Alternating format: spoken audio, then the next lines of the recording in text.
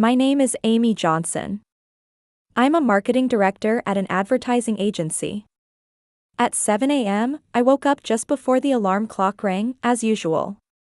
Next to me, my husband Robert was still breathing deeply in his sleep. Looking at his peaceful sleeping face, I remembered that today was our wedding anniversary, and a smile naturally appeared on my face. "Good morning, sleepyhead." When I gently kissed Robert's cheek, he smiled while still half asleep. He's 36 and a well-respected local architect. His creative yet meticulous personality shows in his work, and his designed buildings always receive high praise. It's been 10 years since we met in college and 7 years since we got married, but my heart still skips a beat at his warm smile. "Good morning." "Today's a special day." Robert finally opened his eyes and took my hand. The feel of his large hand brings me comfort. "You remembered. How could I forget? I've reserved the best restaurant for today. La Maison Bluey." I nearly jumped up with excitement. La Maison Bluey is the most difficult to book upscale French restaurant in town. Since it opened, we hadn't been able to go there even once. "How did you get a reservation?" "That's a secret," Robert winked and said. "I know the chef through work connections, and he specially arranged a table for us." That afternoon, I left work earlier than usual and went home. Just as I was about to prepare for our special night, the telephone in the living room rang. I saw it was from my mother-in-law, Martha. I picked up the receiver with a small sigh inside. "Hello, Martha." "Amy, dear. How are you today? Is Robert well?" Martha Johnson. My 62-year-old mother-in-law is known locally as a successful real estate agent. Since my husband's father passed away 5 years ago, her interference in our lives had grown stronger.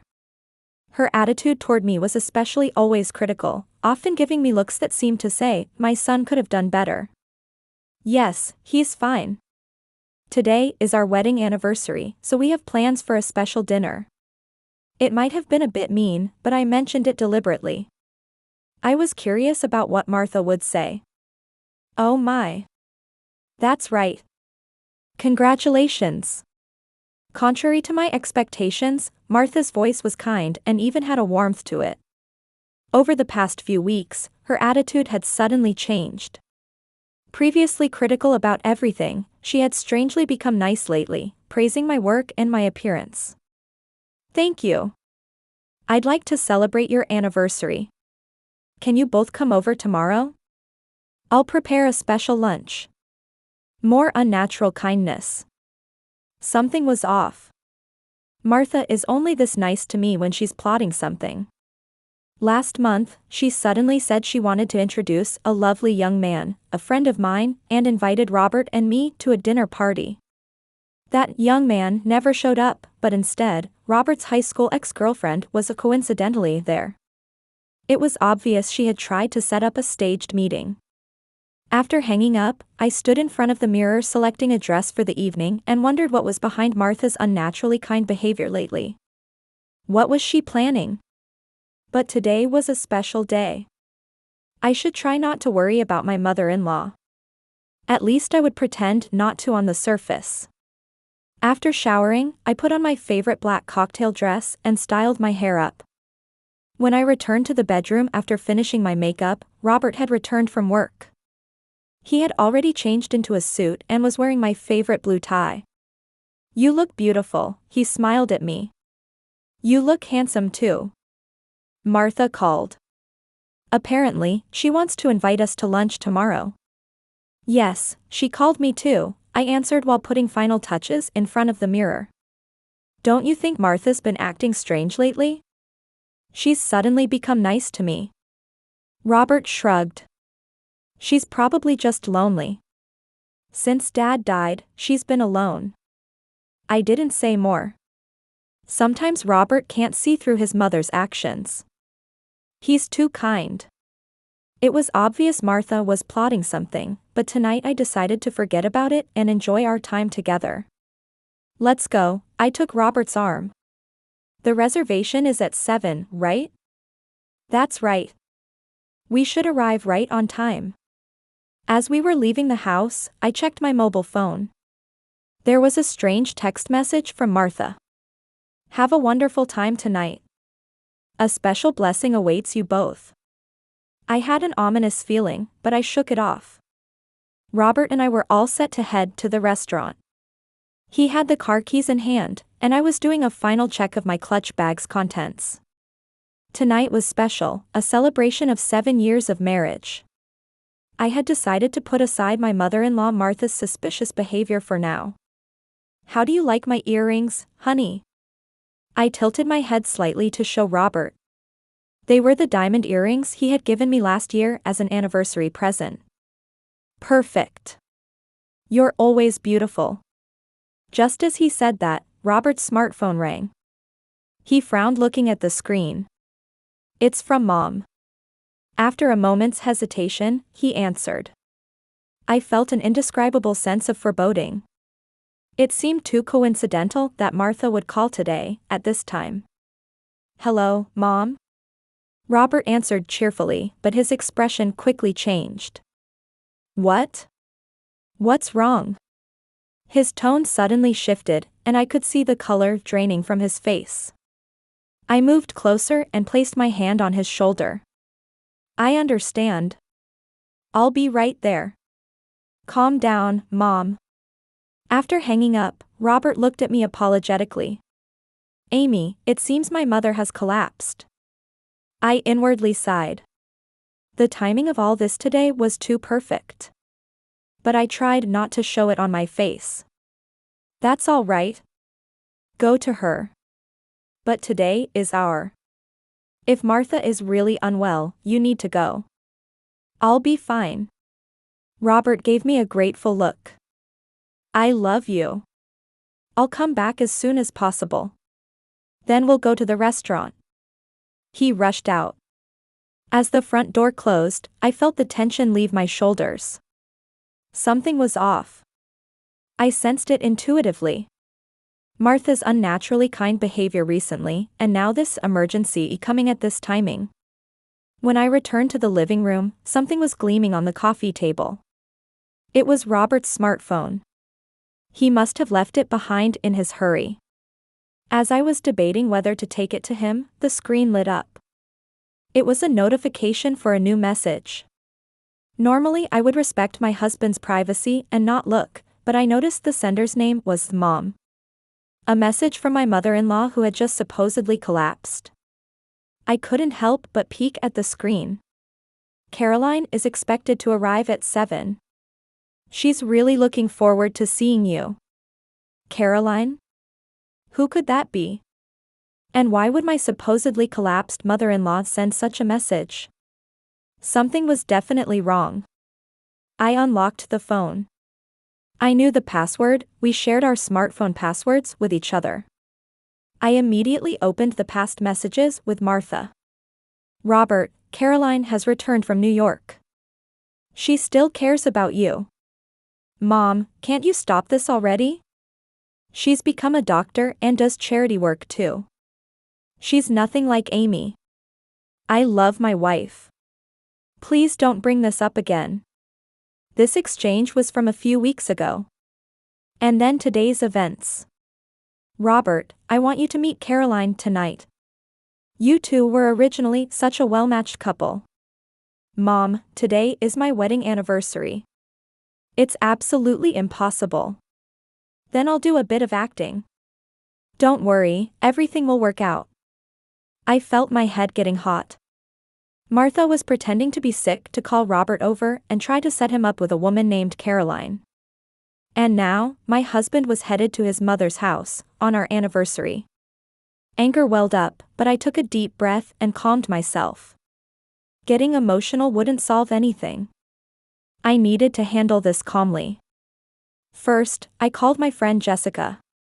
She's been my close friend since college and always gives level-headed advice. Amy, what's up? Isn't it your anniversary today? Jessica, something terrible has happened.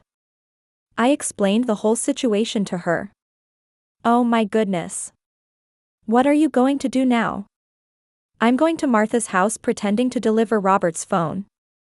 But I won't go in directly. I want to see what's happening first.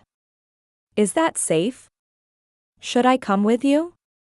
I'll be fine. But if anything happens, I'll contact you right away. After hanging up, I put Robert's smartphone in my bag and got into my car. Martha's house was in the suburbs, about a 20-minute drive away. During the journey, various emotions conflicted within me, feelings of betrayal, anger, and sadness. But the strongest was determination. Whatever Martha's plan was, I intended to protect my relationship with my husband. As I approached Martha's house, I parked on the street and walked quietly toward the house. Warm light was spilling from the large windows. To get a glimpse of what was happening inside, I peered through the gaps in the garden shrubs. What I saw made me freeze. In the dining room, 3 people were in front of an elegant table setting. Robert, Martha, and an unfamiliar woman, presumably Caroline. Far from being sick, Martha was energetically moving around, distributing wine glasses. The woman was beautiful, with a sophisticated air about her, sitting next to Robert, touching his arm familiarly while talking. Something inside me nearly broke. But I didn't let my emotions take over. Dealing with this situation required calmness. I quietly went around to the front of the house and rang the doorbell. A few seconds later, I heard footsteps hurrying down the stairs. Then the door opened, and Martha appeared. She seemed to panic for a moment when she saw me, but quickly put on a pained expression, tightening her bathrobe and wrapping a shawl around her shoulders. "Amy, what brings you here?" Her voice suddenly became weak. "Good evening, Martha," I tried to act as normally as possible. "Robert left his phone behind, so I came to deliver it. I thought he'd be here." Martha was clearly flustered. "Yes, I'm feeling a bit unwell." "Are you all right?" "I came to check on you." I deliberately peered into the house. "Where's Robert?" Martha stumbled over her words. Just then, Robert's voice came from the dining room. "Mom, who is it?" I slipped past Martha and entered. Passing through the living room, when I stepped into the dining room, I saw exactly what I had expected. Robert and the unfamiliar woman sitting side by side, with a beautifully decorated dinner table prepared. Both looked clearly surprised to see me. "Amy." Robert stood up with a troubled expression. "Why are you?" "I brought your smartphone," I said calmly. "You left it behind." The air in the room froze. Martha tried to say something, but words seemed to fail her. Caroline looked perplexed, looking back and forth between me and Robert. "Amy, this is..." Robert tried to explain. "Don't worry," I smiled gently. "I believe I understand everything." I took off my shoes and naturally entered the house as if I had been invited. In the dining room, Robert remained standing, frozen in place. The woman sitting next to him, presumably Caroline, was smiling politely, but there was obvious distress in her eyes. Martha had followed me from the entrance and was still trying to pretend to be ill. "Amy, you..." Martha began with a trembling voice. "Don't worry, Martha," I said in a calm voice. "Since it's a special night, I thought I'd join you." The atmosphere in the room instantly froze. Robert was looking back and forth, between me and his mother, trying to understand the situation. I could see confusion in his eyes. "Mom, what's going on?" Robert asked. "I came because you said you had collapsed." Martha couldn't say anything and just stood there. Caroline also remained silent, but there was a hint of anxiety visible on her face. "Robert, our anniversary dinner has been ruined," I said while taking out my phone from my bag.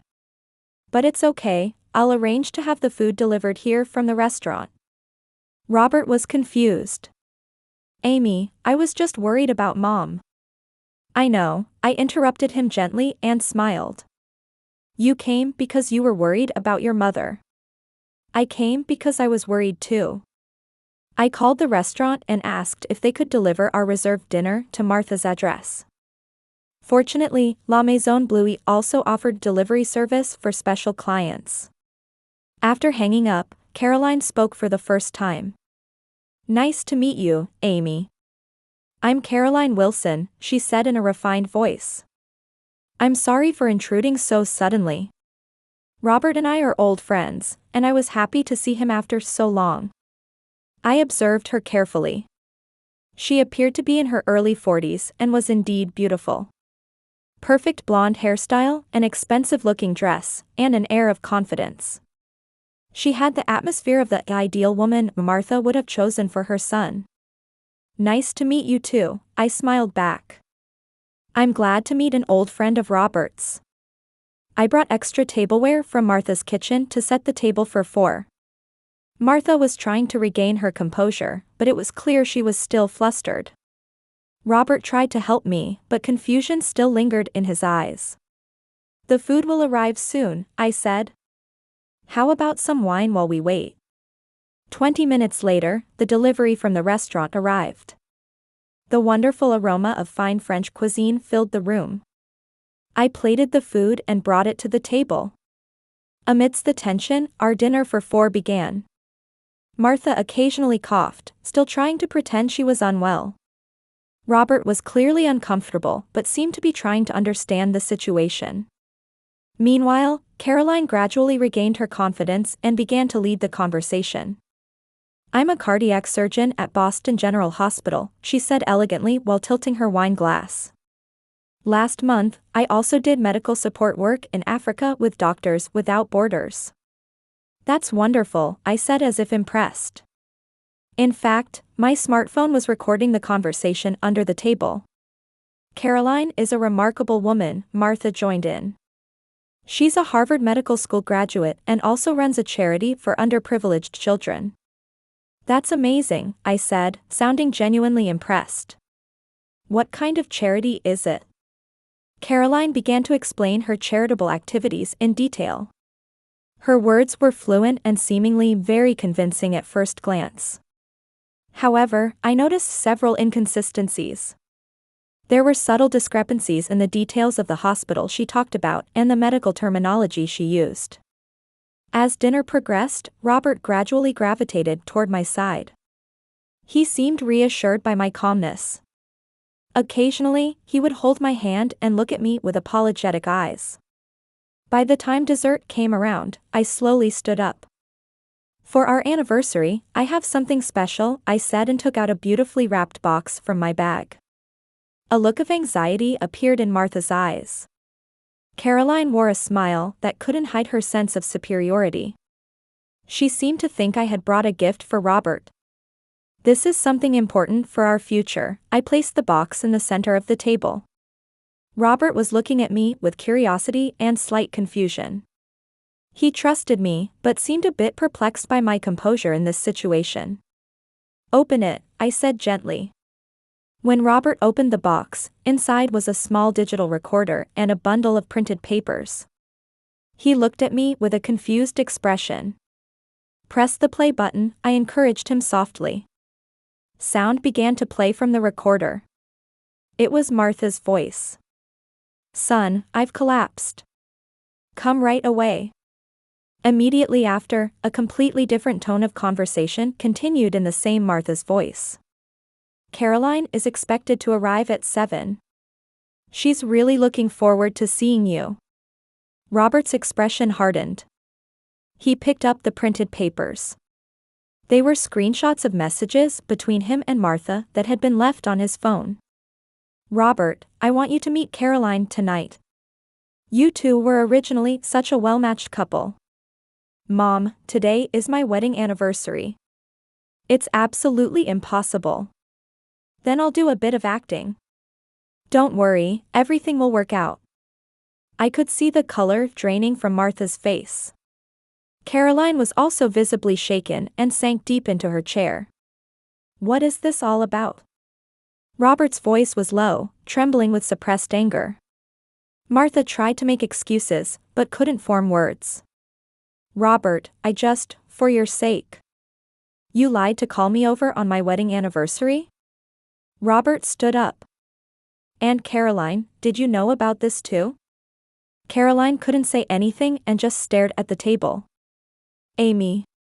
Robert looked at me. How did you? It was all by chance, I said calmly. When you rushed out, you left your smartphone behind. The next message from Martha came through, and I could see it. Robert turned back to his mother. Mom, this is unforgivable. I love my wife. Please stop interfering. Martha began to cry. Caroline looked uncomfortable. I slowly stood up and took out another box from my bag. Actually, there's more, I said. All 3 pairs of eyes turned to me.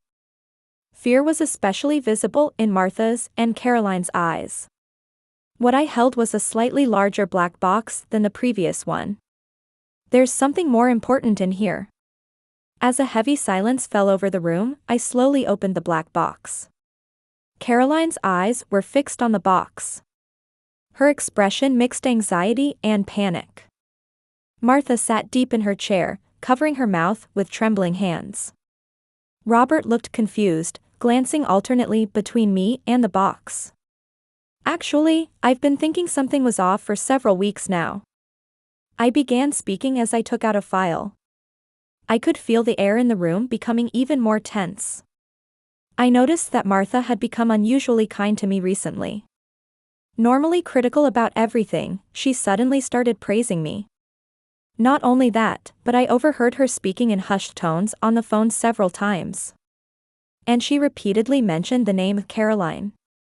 Martha looked up, giving me a surprised look. She apparently hadn't realized her behavior had been so suspicious. 2 weeks ago, when I came to your house, I accidentally found a photo of Caroline. A drawer was slightly open, and it caught my eye.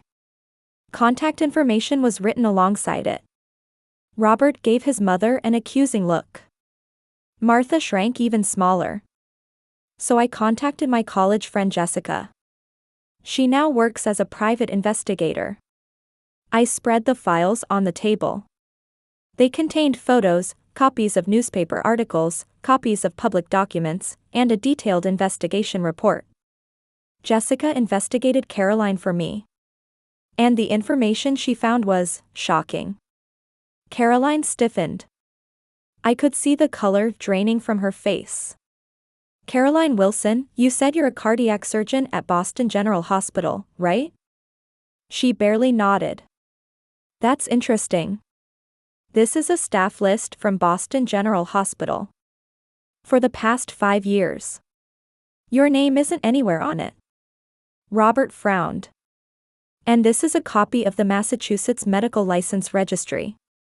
No cardiac surgeon named Caroline Wilson is registered. I picked up the next document. But the name Caroline Wilson does appear in other records. This is a New York Times article from 3 years ago, self-proclaimed philanthropist charged with embezzlement of donations. Caroline Wilson, 35, established a fund for underprivileged children but was charged with using over $500,000 in donations for personal luxuries. Caroline stood up and exclaimed, "This is a misunderstanding." A misunderstanding? I calmly took out another document. Then how do you explain this? A fraud conviction in Florida. Records of identity theft in New Jersey. And most interestingly, these. I laid out 3 photographs. They showed Caroline with different men. She had subtly changed her hairstyle and appearance in each photo, but it was clearly the same person. These 3 men. They're all sons of wealthy families. You became intimate with them, even got engaged. And after receiving engagement rings, expensive jewelry, sometimes even cash, you disappeared. The room fell silent. Martha was dumbfounded. Robert was staring at Caroline with a mixture of anger and surprise. Your real name isn't Caroline Wilson, but Mary Jenkins, isn't it? I showed the final document. You're a con artist targeting wealthy families. And this time, you found a target in Robert Johnson. Caroline, or rather Mary, suddenly stood up and moved toward the door. This is all lies. Don't believe any of it.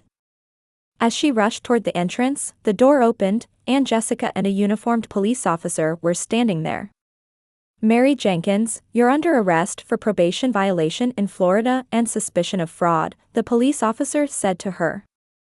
Caroline had nowhere to run and just stood there. Martha sat with a bewildered expression.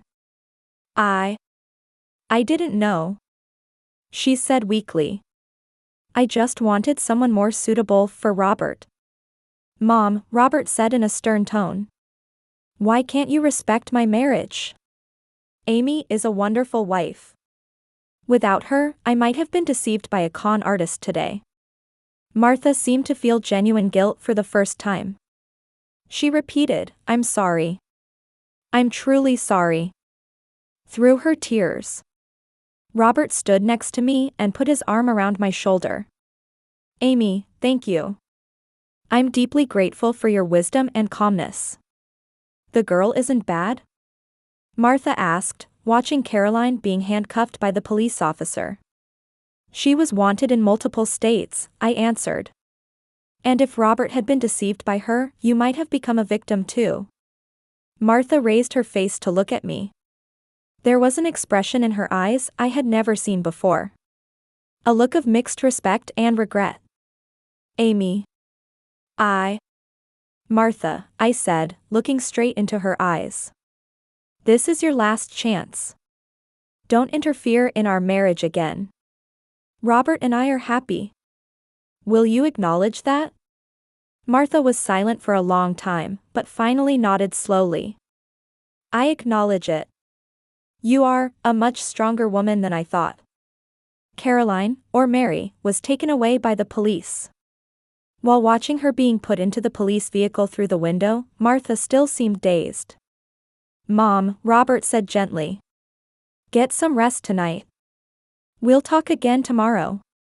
Martha nodded with a tired expression. Yes. I will. We said goodbye to Martha and left the house. Once in the car, Robert let out a long sigh. Amy, I'm truly sorry. I can't believe my mother would do something like this. There's no need to blame yourself, I took his hand. What's important is that you know the truth. And that our relationship has grown stronger. Robert smiled and kissed my hand. So, can we still celebrate our anniversary? Even though it's late. The timing is just right, I grinned. I called La Maison Bluey and asked them to deliver dessert and champagne to our hotel room. Hotel? Robert was surprised. Yes, that luxury hotel, the Grand Regent. I've reserved a suite from today until tomorrow. It's plan B for our anniversary. A smile spread across Robert's face. You're truly amazing. I'm so fortunate. On our way to the hotel, we talked about today's events. When we arrived, dessert and champagne were waiting in the room as promised. We tilted our glasses while viewing the city's night scenery from the balcony.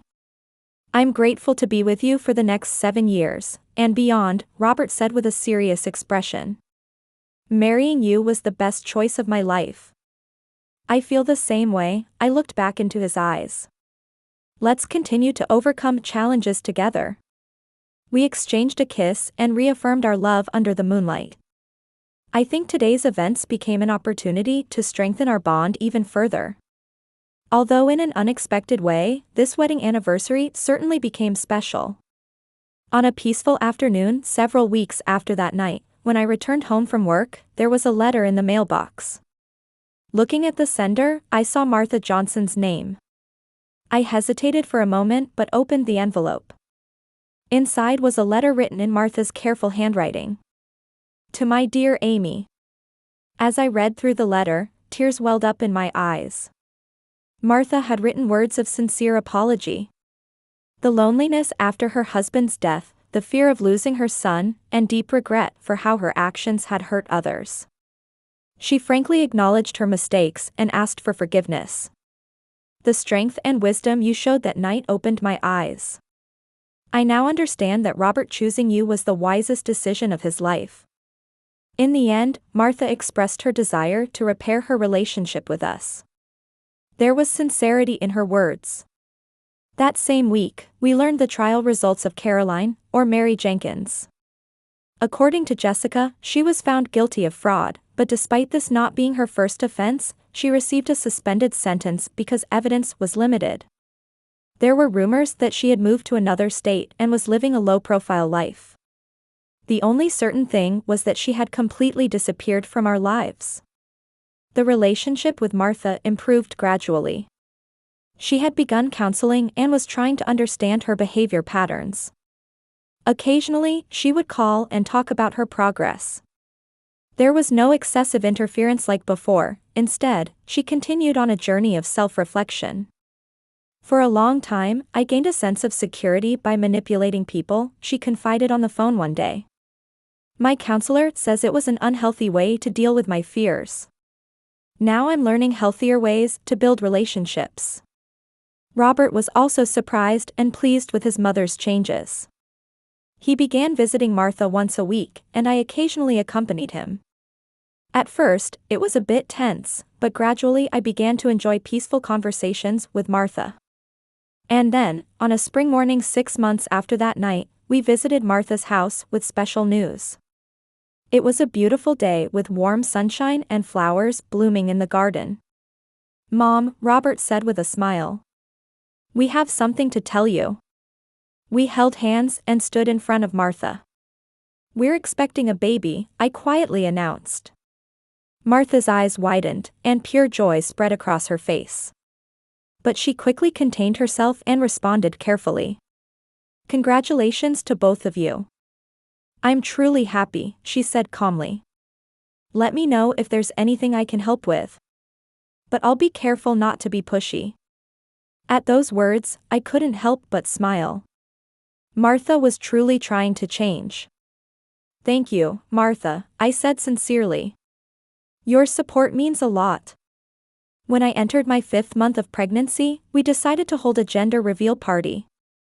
It was a small party, but we invited family and close friends. Of course, Martha was invited too. On the day of the party, Martha came early to help with preparations. She no longer spoke in a commanding tone but always checked before acting. "How about this? May I help?" "Amy," she said quietly while helping with decorations, "you'll be a wonderful mother." "Thank you," I looked into her eyes. "I think you'll be a wonderful grandmother too." Tears glistened in her eyes. In the excitement of the party, we popped a large balloon. Pink confetti rose from inside. The moment everyone learned it was a girl, cheers erupted from the gathered crowd. Martha expressed joy modestly and approached me. "Amy," she said, looking slightly embarrassed, "I'm grateful that you opened my eyes. Without that night, I would still be making the same mistakes. I'm truly happy to have the chance to build a healthy relationship with my granddaughter." I took her hand. "Martha, I'm glad we could build a new relationship too. We're family." Since that day, Martha has warmly watched over our pregnancy while maintaining an appropriate distance. Sometimes she brought cute baby clothes or humbly offered useful advice. All of it came from genuine affection, without any pushiness. That wedding anniversary night became a turning point for our family. Martha changed, and Robert's and my marriage became stronger. Sometimes difficult trials ultimately lead to growth. We were preparing to welcome our new family with that lesson in our hearts. Standing by the window, stroking my rounded belly, I looked up at the sky. A new life and a new beginning. Our story was moving into a new chapter.